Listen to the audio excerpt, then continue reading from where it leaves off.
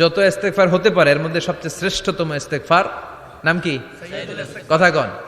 বুখারীর বর্ণনা, শাদ্দাদ ইবনে আউস রাদিয়াল্লাহু তাআলা আনহু বর্ণনা করেন, এই সাইয়্যিদুল ইস্তেগফার দিনের বেলা যে পড়বে ওই দিনে মারা গেলে সে জান্নাতি।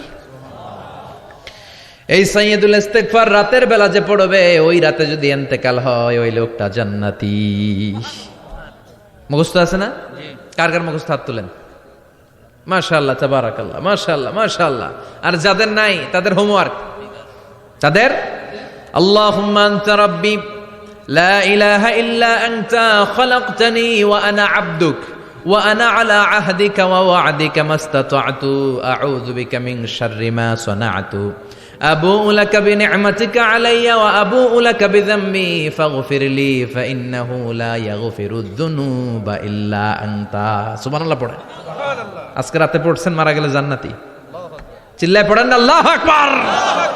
এজন্য বিশ্বনবী বলেন, আমার আগের গুনাহ মাফ, পরের গুনাহ মাফ, তারপরেও প্রতিদিন আমি 70 বার তওবা ইস্তেগফার পড়ি। আজকে থেকে পড়তে রাজি আছেন তো?